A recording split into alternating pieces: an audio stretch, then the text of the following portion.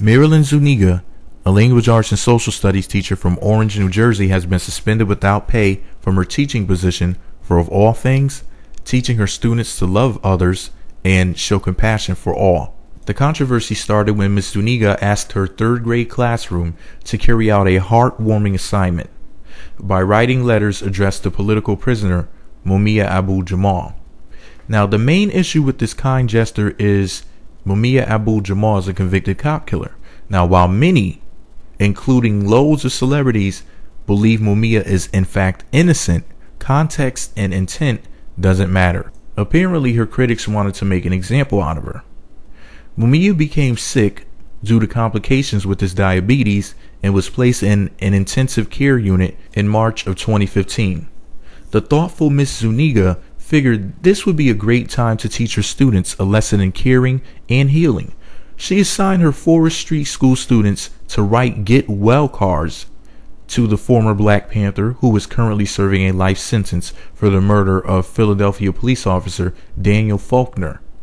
I am personally appalled by this story, because if Marilyn Zuniga decided to teach her students about somebody like, for example, Cristobal Colon, aka Christopher Columbus, in the American genocide he helped to carry out, her naysayers would either be silent on the matter or applaud her for teaching the students about that savage, barbarian, and terrorist. After all, popular European opinion is he is magically a hero now, despite his war crimes and the terrorism he brought to American soil.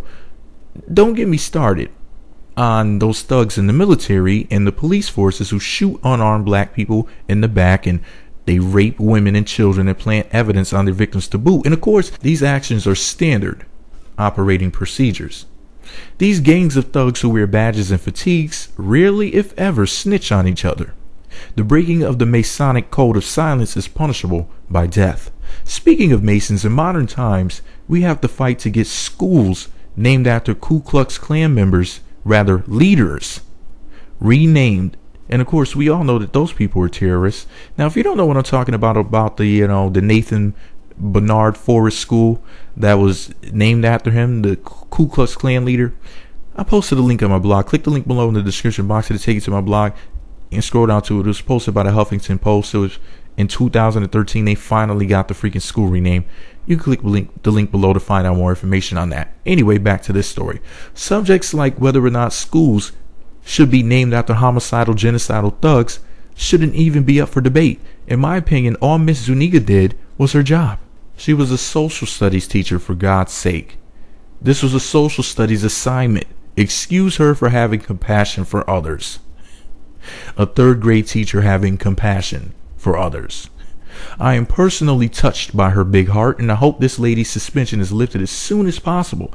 And I hope they pay her back pay for every penny that they stole from her, and a bonus after putting her through all of these troubles as a cherry on top to make it up to her.